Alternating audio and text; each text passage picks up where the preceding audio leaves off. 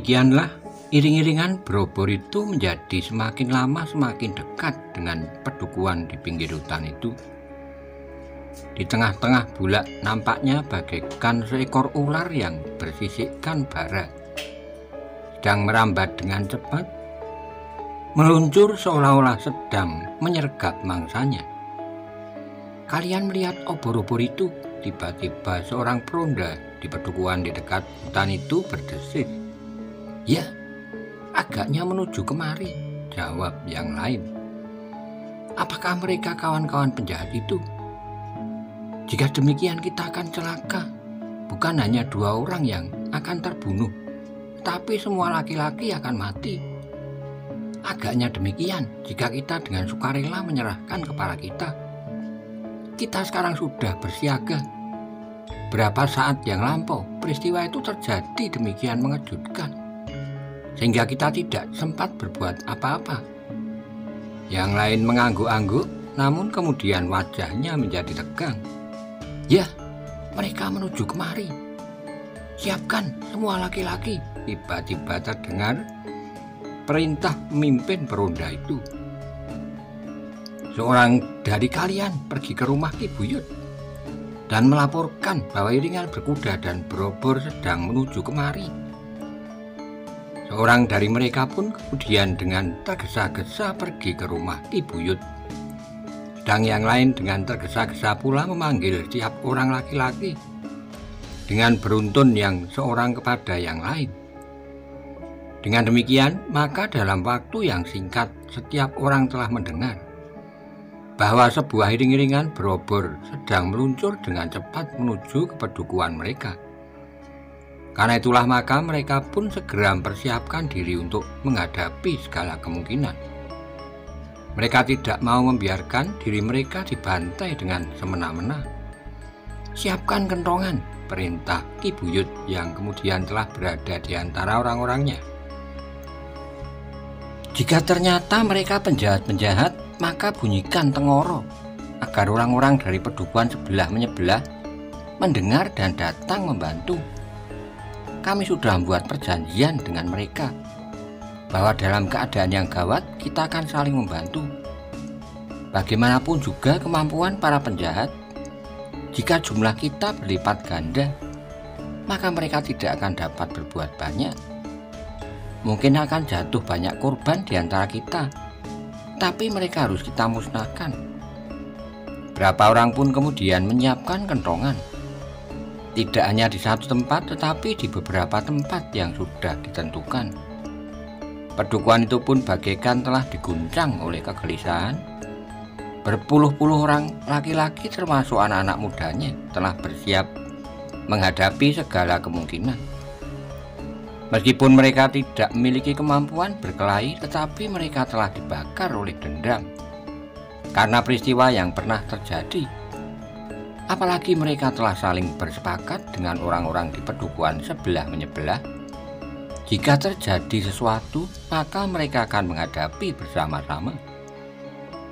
Sejenak orang-orang di pedukuhan itu menunggu, tapi mereka tidak berkumpul menjadi satu. Mereka membagi diri dalam kelompok-kelompok yang terpencar. Iring-iringan berkuda itu meluncur semakin dekat, namun agaknya seperti yang selalu dilakukan. Di antara mereka 2 orang telah mendahului yang lain untuk memberitahukan agar tidak terjadi salah paham. Namun agaknya dendam yang membara di hati setiap laki-laki di pedukuhan itu benar-benar telah siap untuk meledak.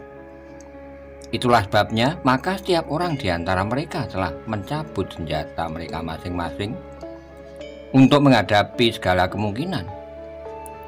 Namun demikian, mereka masih belum membunyikan tengoro untuk memanggil tetangga-tetangga di pedukuhan sebelah menyebelah. Dalam pada itu, ketegangan semakin mencekam. Setiap orang yang menunggu kedatangan iring-iringan berkuda itu, bahkan ada di antara mereka yang sudah tidak sabar lagi untuk menunggu lebih lama di kegelapan. Ternyata kehadiran 2 orang yang mendahului iring-iringan itu telah sangat menarik perhatian. Beberapa orang segera berlompatan ke tengah jalan untuk menghentikan kedua orang berkuda yang mendahului iringan berobor itu. Kedua orang berkuda itu segera menarik kekang sehingga kedua ekor kuda itu pun berhenti dengan serta-merta. Sementara itu, beberapa ujung tombak pun segera mengarah ke lambung kedua penunggang kuda itu. Sementara seorang yang bertubuh pendek maju mendekat sambil bertanya, "Siapakah kalian, Kakang Kusung, kau kenal aku?" bertanya Kusung. "Lihatlah aku baik-baik," jawab orang berkuda itu. "Kau pun tentu mengenal aku." Kusung perhatikan orang berkuda itu sejenak, lalu katanya dengan wajah yang tegang, "Kau apa kerjamu di sini, Apakah kau yang membawa iringan berkuda itu?" "Ya, apa maksudmu?" "Kami membawa 3 orang asing." "3 orang?" Kusung menjadi semakin tegang. "Siapakah mereka?" "Sebentar lagi kau akan melihat mereka adalah orang-orang yang memang pantas dicurigai. Kami sudah mendengar apa yang terjadi di sini.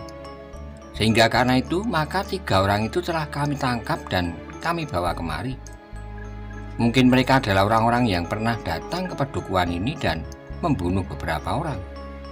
Mungkin sekali. Di manakah orang itu?" "Sebentar lagi mereka berada dalam iring-iringan itu." Orang yang disebut Kusung itu pun tertegun sejenak, namun kemudian katanya, "Pergi kepada Ki Buyut, katakan apa yang sudah kau dengar." 2 orang anak muda yang ada di antara mereka segera berlari-lari mencari Ki Buyut di gardu induk. Mereka melaporkan apa yang mereka dengar tentang 3 orang berkuda itu. Ki Buyut termangu-mangu sejenak, namun kemudian katanya, "Baiklah, aku akan melihat siapakah mereka itu. Jika mereka benar-benar orang yang telah membunuh saudara-saudara kita di sini, maka terserah kepada kalian. Apakah yang akan kalian lakukan atas mereka? Cincang saja mereka itu, cincang sampai lumat. Seperti apa yang pernah mereka lakukan terhadap saudara-saudara kita." Ki Buyut menarik napas kemudian katanya, "Tapi bagaimana mungkin mereka dapat menangkap ketiga orang itu? Anak Ki Buyut dari pedukuhan di ujung bukit itulah yang telah menangkapnya," desis seorang berambut putih. "Dari mana kau tahu?" bertanya Ki Buyut. Orang berambut putih itu mengangkat wajahnya, desisnya, "Aku tahu benar kemampuan mereka. Bekas prajurit di pedukuhan mereka itulah yang telah mengajar mereka, sehingga mereka memiliki kemampuan seperti seorang prajurit. Kemampuan mereka mempelajari ilmu itu agaknya telah mendorong mereka, sehingga mereka justru memiliki kemampuan melebihi prajurit kebanyakan." Ki Buyut mengangguk-angguk. Ia pun pernah mendengar bahwa anak-anak muda di pedukuhan di ujung bukit itu mempunyai kelebihan dari anak-anak muda yang lain. "Marilah," katanya kemudian, "kita menyongsong mereka di luar pedukuhan. Mungkin ada persoalan yang tiba-tiba saja terjadi. Agaknya tidak terlampau mudah menangkap 3 orang yang pernah membuat onar di sini." Dengan tergesa-gesa mereka pun kemudian pergi ke ujung lorong menyongsong iring-iringan yang sudah menjadi semakin dekat. Ki Buyut menjadi semakin ragu-ragu ketika ia mendengar dari kedua orang yang mendahului itu bahwa ketiga orang itu dapat mereka tangkap tanpa perlawanan. "Nampaknya mustahil," berkata Ki Buyut. "3 orang itu nampaknya sangat garang. Apakah mereka dengan begitu mudahnya menyerah? Seandainya putra-putra Ki Buyut itu memiliki kemampuan yang tinggi, 3 orang itu tentu tidak mengetahuinya. Agaknya sulitlah untuk memaksa mereka menyerah hidup-hidup. Kecuali itu hanya sekedar tipu muslihat." "Kenapa tipu muslihat?" "Mereka berpura-pura menyerah, tapi pada suatu saat mereka justru akan mengambil korban lebih banyak lagi." Orang yang mendengar pertimbangan Ki Buyut itu menjadi ragu-ragu. Juga 2 orang yang mendahului iring-iringan itu. "Apakah mungkin begitu Ki Buyut?" bertanya salah seorang dari kedua orang itu. "Hanya sekedar dugaan, tapi kita memang perlu berhati-hati. Tapi mungkin pula dugaan itu keliru. Mereka sebenarnya adalah penakut yang mudah menyerah jika lawannya menunjukkan keberanian untuk melawan." Tetapi bukankah di Pedukuhan ini juga telah terjadi pertempuran saat itu? Tapi kami menunjukkan keraguan-raguan, sehingga ketiga orang itu rasa-rasanya telah mendapat kepastian untuk menang.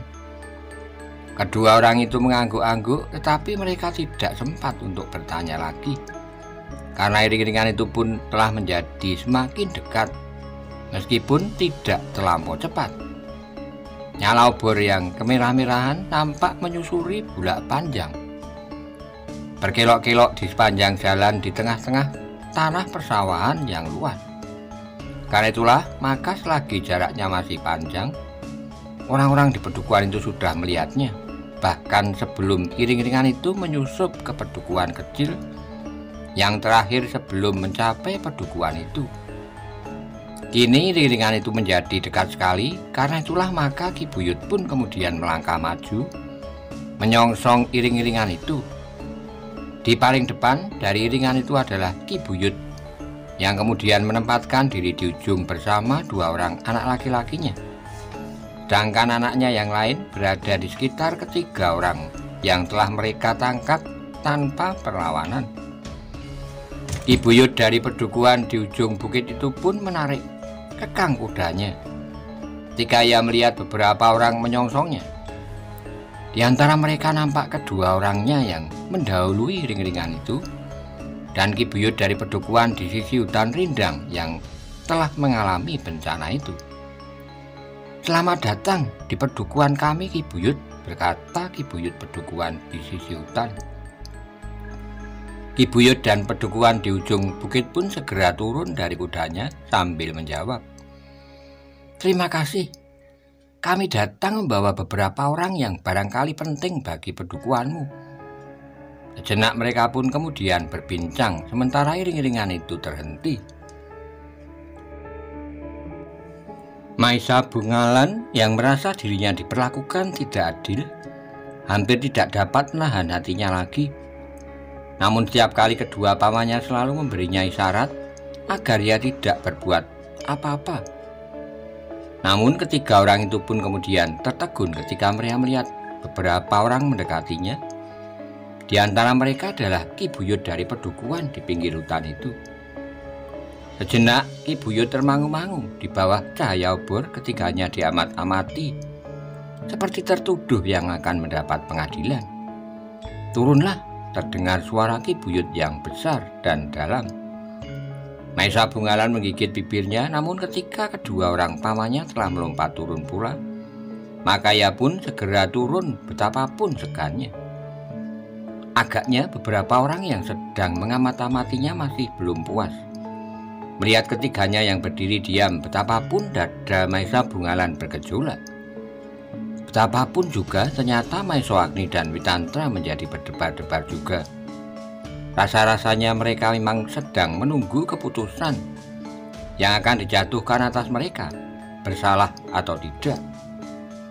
Ketiga orang itu sempat melihat Ki Buyut yang kemudian berbicara dengan beberapa orang pembantunya. Sekali-kali anak Ki Buyut dari ujung bukit ikut pula berbicara di antara mereka. Namun ketiga orang yang sedang menjadi pusat perhatian itu tidak mendengar apakah yang sedang mereka bicarakan itu. Tapi ketiga orang itu terkejut ketika mereka tiba-tiba saja mendengar seseorang berbicara cukup keras. "Aku tidak peduli. Mereka tentu kawan-kawan dari tiga orang berkuda yang terdahulu, yang dengan semena-mena telah membunuh di Pedukuhan ini." Maisa Bungalan memandang kedua pamannya berganti-ganti. Meskipun ia tidak mengatakan sesuatu, namun terdengar giginya gemeretak, menahan kemarahan yang hampir meledak. "Tenanglah Bungalan," bisik Witantra. "Kita menunggu keputusan terakhir. Jika keputusan itu menjerat leher kita, apakah yang akan kita lakukan?" "Shh," desis Witantra. "Jangan terlalu keras. Jika mereka mendengarnya, tentu akan mempengaruhi keputusan yang akan mereka ambil." Maisa Bungalan terdiam. Pembicaraan di antara orang-orang Pedukuhan itu menjadi perlahan-lahan lagi, sehingga Maisa Bungalan, Maesawagni, dan Witantra tidak dapat mendengarnya. Tapi mereka mengerti bahwa agaknya pembicaraan di antara mereka menjadi agak kusut karena nampaknya ada beberapa pendapat yang berbeda di antara mereka. Tapi sekali lagi terdengar suara agak keras. Kita perlu menelitinya lebih dalam lagi, Ki Buyut. 3 orang bukannya suatu kebetulan saja. Mungkin telah terjadi kebiasaan mereka untuk selalu berkuda bertiga dalam pengembaraan mereka mencari korban. Tapi sikap dan tutur katanya tentu akan memberikan ciri yang lebih jelas. Terdengar suara yang lain. Marilah kita bertanya kepada mereka. Tentu kalian akan terperdaya suara itu pernah dikenal oleh 3 orang yang sedang menjadi pusat pembicaraan itu. Mereka tentu akan menunjukkan sikap dan sifat yang baik. Anak Ki Buyut, desis Maesa Bungalan. Ya, anak Ki Buyut, sahut Maesa Agni perlahan-lahan. Maesa Bungalan menjadi semakin geram. Dengan gelisah ia mencoba menahan diri seperti yang dimaksud oleh kedua pamannya. Sementara itu pembicaraan masih berlangsung dan masih terdengar suara. Ki Buyut, 3 orang yang terdahulu itu juga menunjukkan sikap dan tingkah laku yang nampaknya meyakinkan. Tapi ternyata bahwa tidak ubahnya seperti iblis yang paling jahat. Ya, sahut yang lain. Tidak ada pembicaraan apapun yang perlu dilakukan. Kita sudah siap untuk menghukum mereka. Mereka harus menanggung akibat kejahatan yang pernah dilakukan oleh kawan-kawannya. Itu adalah keputusan yang paling baik, teriak yang lain. Suasana menjadi semakin dalam dan mencekam oleh ketegangan. Terlebih-lebih adalah Maesa Bungalan, yang sangat pahit rasanya untuk dibicarakan oleh kelompok orang lain tanpa berbuat apa-apa. Apalagi dalam prasangka yang sangat buruk.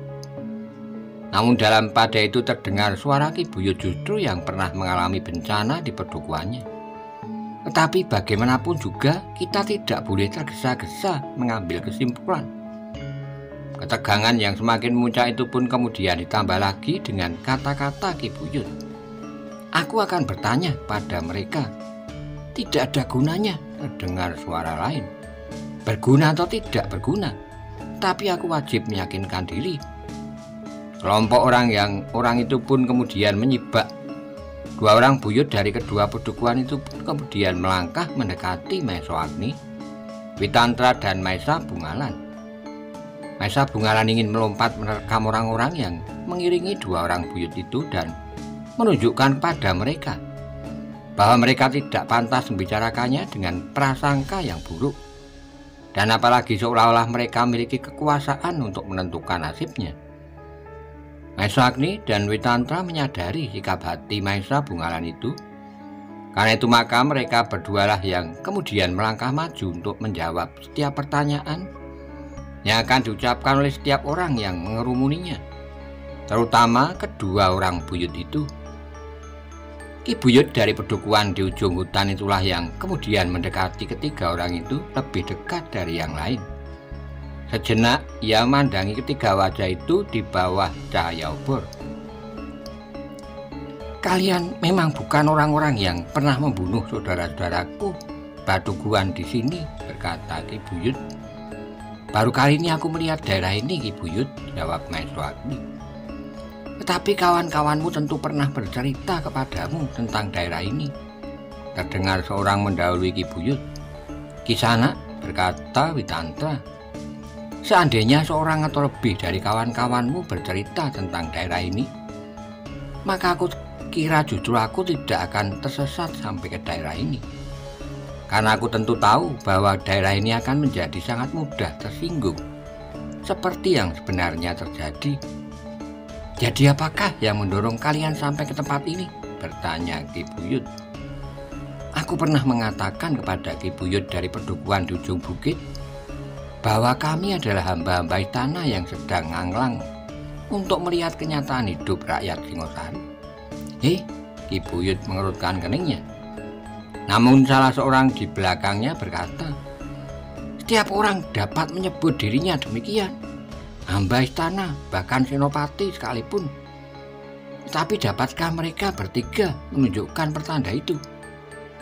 Apakah pertanda yang kau kehendaki? Bertanya Witantra. Tidak seorang pun yang menjawab. Mereka tidak dapat menyebutkan pertanda apapun. Bagi hamba istana, meskipun mereka sedang bertugas, selain pakaiannya apabila ia seorang prajurit dan bagi hamba yang lain adalah wujud lahiriah, yang pertama-tama juga nampak pada pakaian yang lain dari orang-orang pertisan. Dan nampaknya ketiga orang itu juga berpakaian lebih baik dari orang-orang pedukuhan itu. Tetapi ketiga orang yang pernah merusak ketentraman pedukuhan ini pun berpakaian lebih baik, kata orang itu di dalam hatinya. Karena tidak ada yang menjawab, maka Wicandra pun berkata selanjutnya, "Ki Buyut, katakanlah apa yang harus kami lakukan untuk membuktikan bahwa kami memang bukan orang-orang yang kalian maksud sebagai orang-orang jahat." Ki Buyut menggelengkan kepalanya, katanya, "Tidak ada yang dapat aku katakan. Memang sulit sekali membedakan siapakah yang jahat dan siapakah yang bukan sekarang ini. Tapi apakah keterangan kami tidak meyakinkan?" bertanya Maeswagni. "Kami adalah hamba-hamba istana yang seperti kami katakan, sedang mengalami kehidupan rakyat Singosari. Terakhir kami akan pergi ke Ponowijen dan kemudian melihat taman di Padang Karautan, bekas taman yang dibuat pada masa kejayaan Tumapel. Kami harus melaporkan hal itu kepada Maharaja Singosari yang sekarang, karena Baginda mungkin sekali ingin membangun kembali taman yang pernah menjadi taman impian setiap keluarga istana Tumapel itu. Kau mengenal Ponowijen? Tentu, Ki Buyut. Penjahat-penjahat seperti mereka mengenal setiap pedukuhan dimanapun juga. Apalagi pedukuhan-pedukuhan yang dapat memberikan kemungkinan untuk mendapatkan barang-barang rampasan." Terdengar suara yang serak, suara anak Ki Buyut di ujung bukit. Maesa Bungalan menjadi gemetar, bukan oleh ketakutan, tapi darah mudanya yang menggelegak di dadanya rasa-rasanya sudah tidak tertahankan lagi. Dan jantungnya di dalam dada itu rasa-rasanya memang akan meledak. "Ki Buyut," berkata Maeswagni kemudian, "jika persoalannya menjadi sangat rumit dan ketiadaan keyakinan untuk mempercayai kami, maka kami kira tidak ada jalan lain bagi kami untuk meninggalkan pedukuhan yang manapun juga di sekitar daerah ini. Usaha kami untuk dengan jujur bahwa kami bukan penjahat-penjahat itu, namun kami tetap tidak mendapat tempat. Karena itu, biarlah kami mohon diri dan akan pergi jauh-jauhnya. Karena kami memang akan pergi ke Ponowijen." Suasana yang tegang menjadi bertambah tegang. Beberapa orang saling berpandangan, namun tiba-tiba seorang anak muda yang bertubuh kekar dan berkumis lebat menyibakkan beberapa orang yang mengerumuni sambil berkata, "Kau begitu enaknya akan pergi begitu saja? Adikku telah dibunuh oleh kawan-kawanmu, pamanku terluka parah dan beberapa orang sahabatku terluka pula. Tetapi kami tidak tahu menahu akan hal itu, Kisana," jawab Maeswagni. "Omong kosong.